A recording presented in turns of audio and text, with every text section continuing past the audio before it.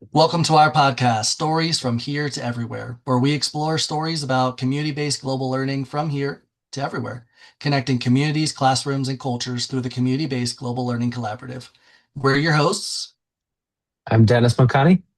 and I'm Mac Benavides. For today's episode, we are going to be talking about the interplay between community-based global learning and cultural humility. So we're going to be sharing some philosophies related to developing capacity for engaging across cultural differences and similarities, as well as a few specific frameworks that we use in our own work. Today is really going to be an introductory overview of this concept of cultural humility, and we plan to continue the conversation in future episodes as well. Awesome.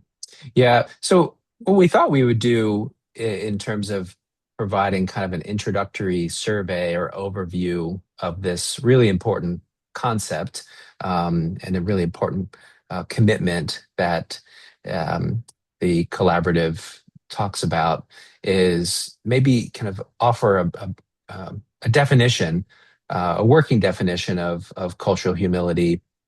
And you can find many definitions, right, across a variety of different fields. But the one that we are kind of working with as our primary definition, and I'll just read it. And this is something that actually that it comes from Dr. Eric Hartman, who's at University of Pennsylvania, but longtime, fair trade learning practitioner and scholar, and something that we'll get into.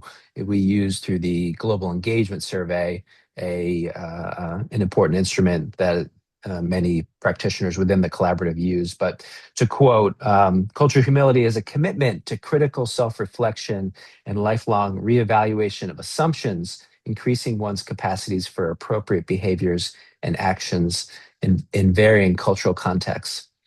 This capacity for appropriate culturally relevant action is coupled with awareness of one's positionality within systems of power and aligned in service of collaboratively reconsidering and reconstructing assumptions and systems to enact a deeper and broader embrace of shared dignity, redressing historic inequity. There's a lot there, right? Very full definition. But I think it really speaks to this idea of kind of continually examining some of the assumptions that we bring to new and emerging contexts, right? Yeah, there's a lot of a lot that's in that definition, like you said, and it kind of brings together a lot of different frameworks that I've worked with in with cultural humility kind of broadly. So thinking about awareness, sensitivity, competence, and then this ultimate idea of humility. Being able to be aware of our behaviors, our norms, our rules and expectations, having that the sensitivity to difference and commonality, and then being able to competently shift behaviors and mindsets depending on the context that we're in. That really, to me, kind of sums up this idea of cultural humility is this really holistic understanding of working across cultures. Yeah, yeah. And I found too that certainly in conversations that I have with students, whether undergraduate or graduate, traditional or non-traditional, when I ask them um, about their own cultural lenses, oftentimes they look at me, with a blank stare, right? Because in some ways they haven't been critical of their own lenses or even consider themselves to be cultural beings, right? Hmm. Which is, I think, something that those of us in the field, those of us who are doing this work every day, trying to remind folks of that important reality. But when you ask them that, what are the assumptions that you make? And Hmm. maybe it happens more acutely when you're with students in the field, quote unquote, right?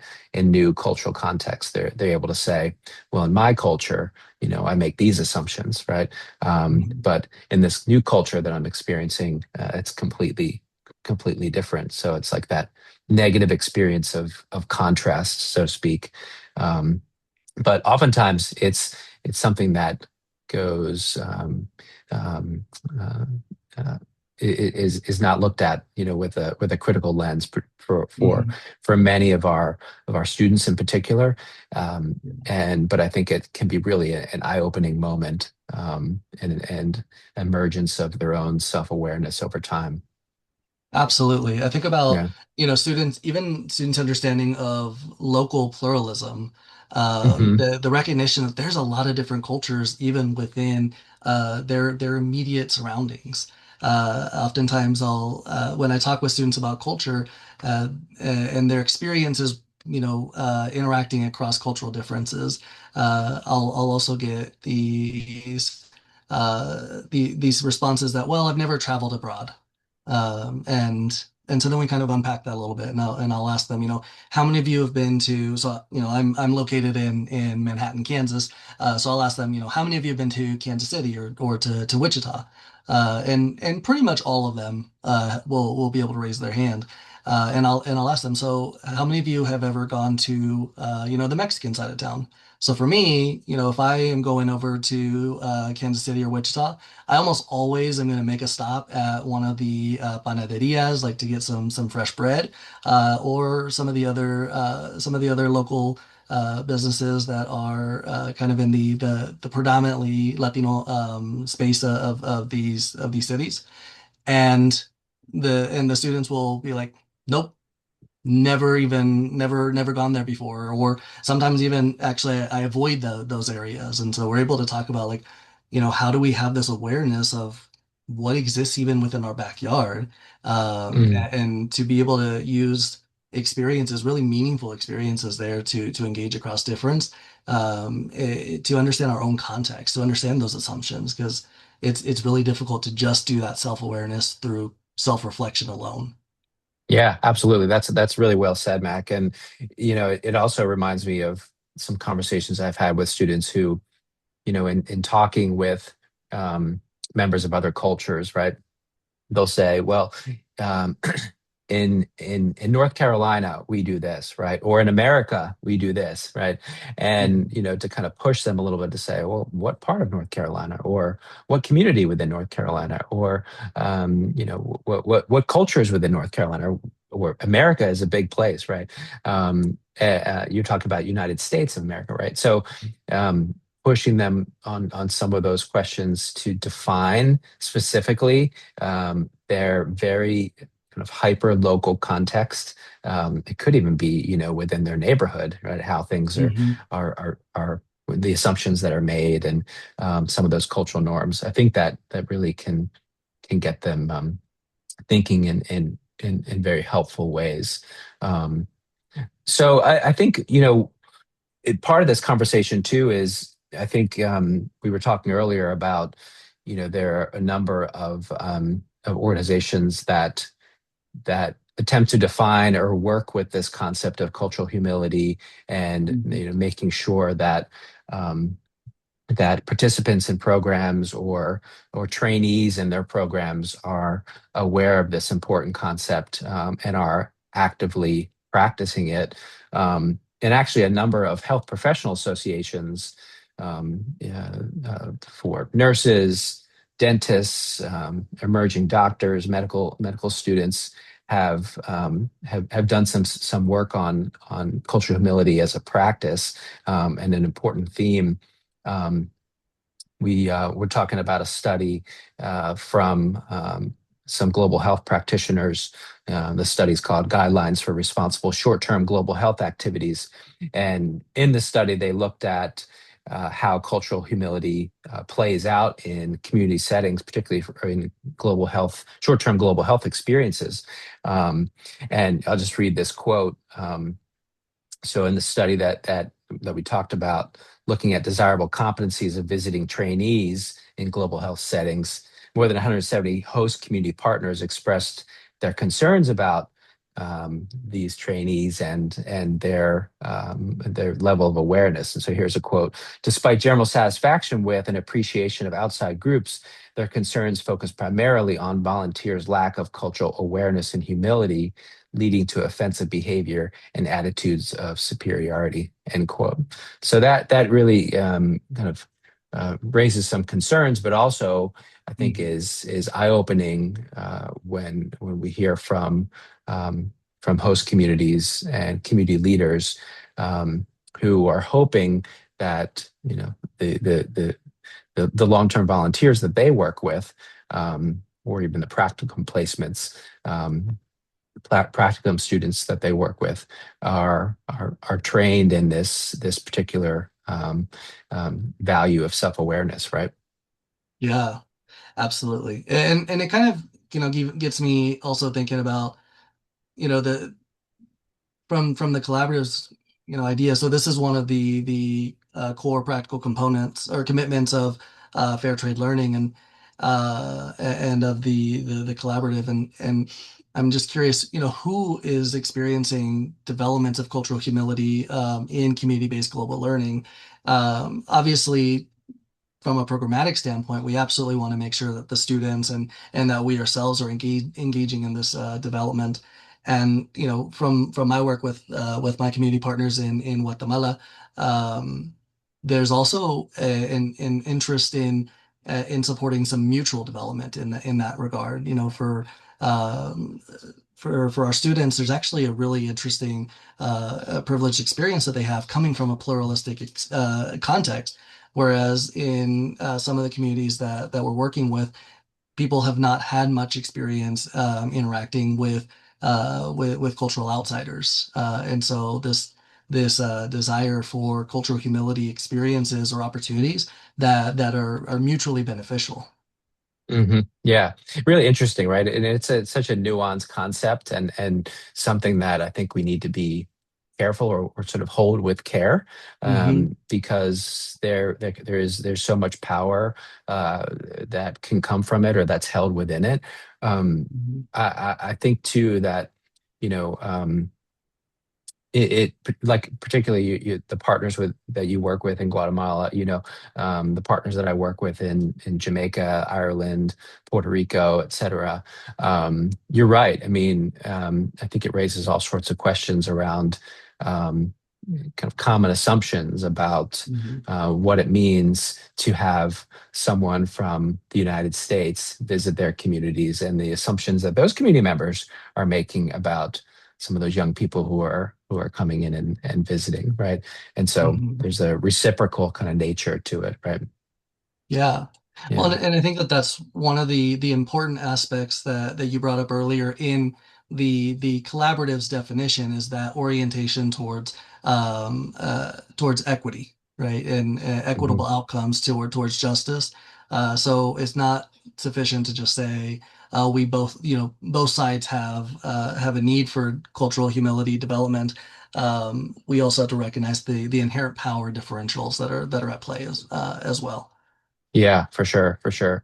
There are some professional associations, not only in the collaborative is one example, but other professional associations that we can't get into all of them now. But Hmm. one that our listeners might be aware of is the World Council on Intercultural and Global Competence, Hmm. which offers, robust training programs, conferences, grant opportunities.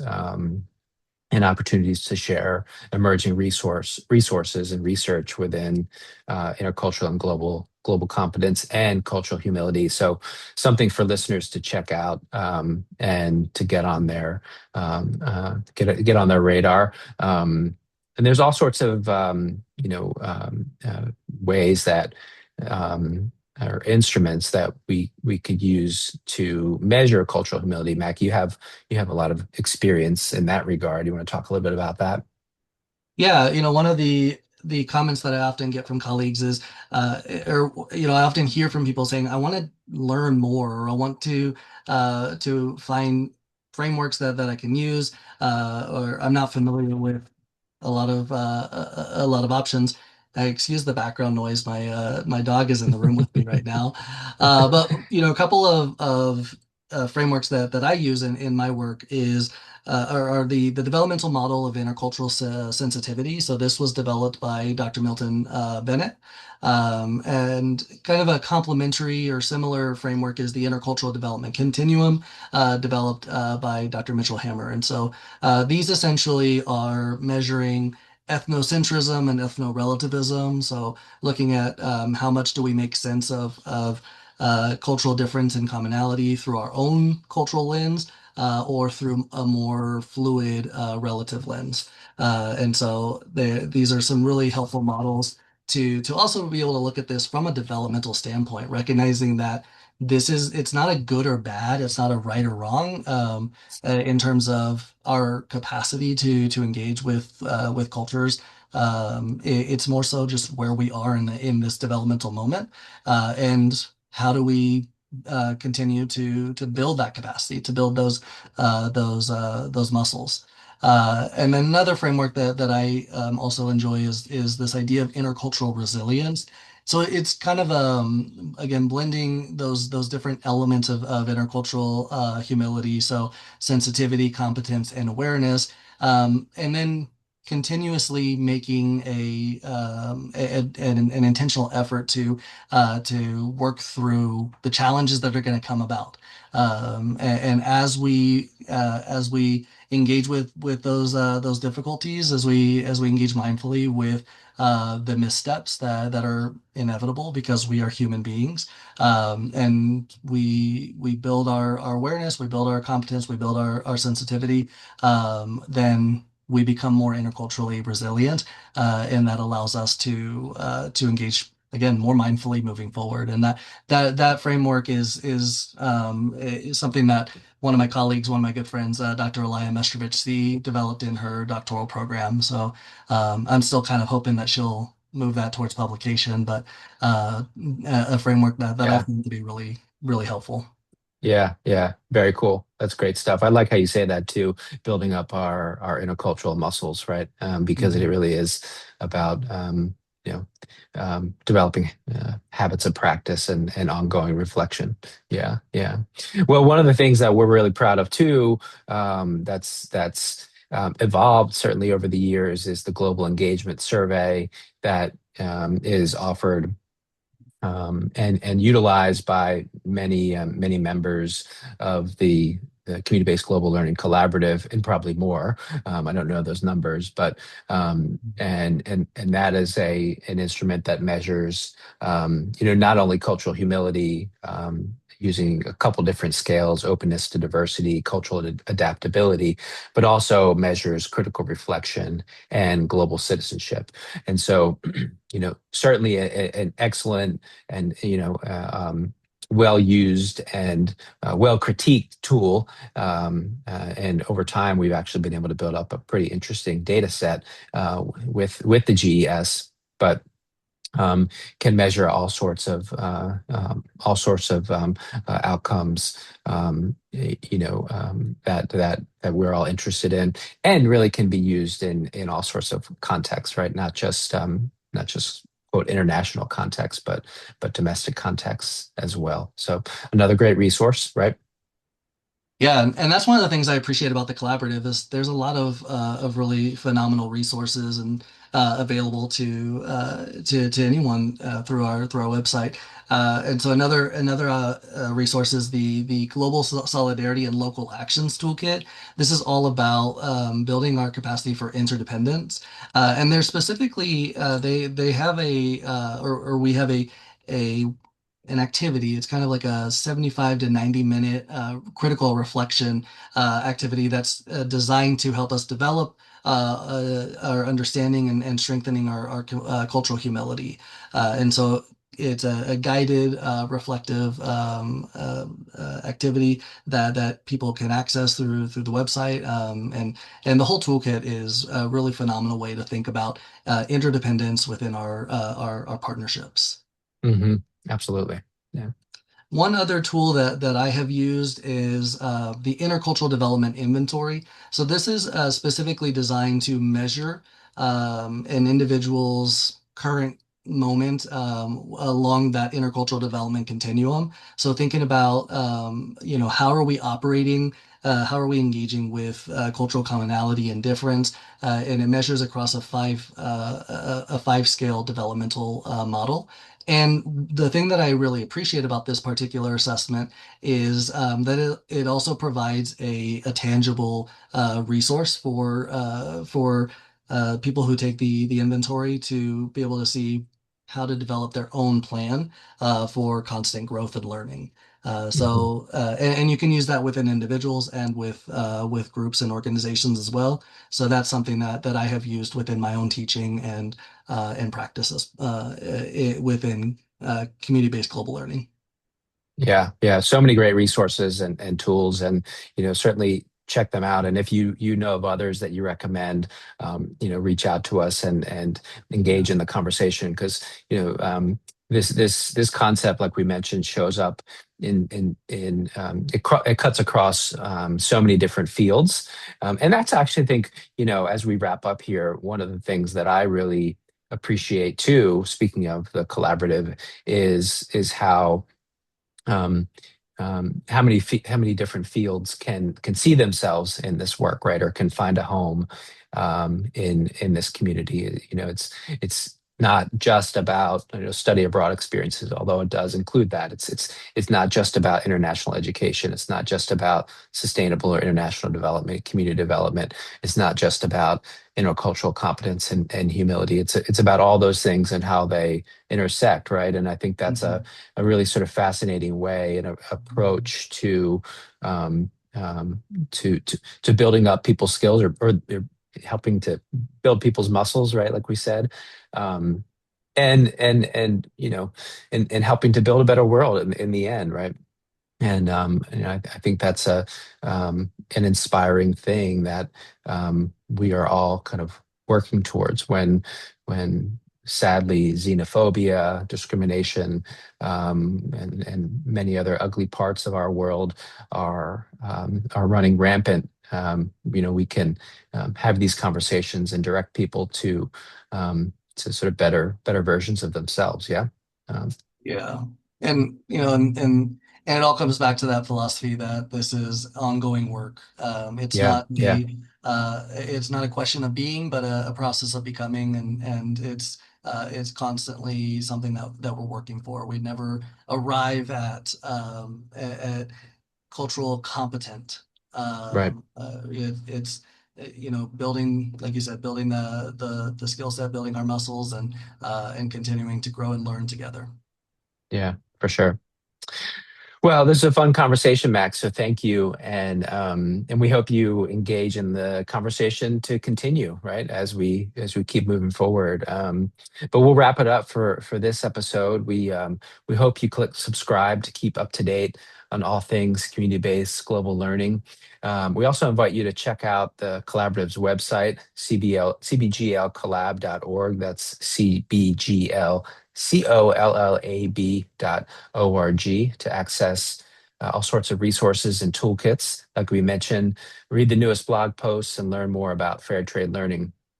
And from the website, you can join the collaborative mailing list to receive news and updates. You can also stay connected by following the collaborative on Facebook, LinkedIn, YouTube, and Slack. So look for the links in the description below. And if you have something you want to share on our podcast or on the CBGL blog, you can nominate yourself or others to share about the work and experiences that are empirically grounded, informing practice and demonstrating application of the principles that we share. So, as always, from here to everywhere, we thank you for tuning in. Take care.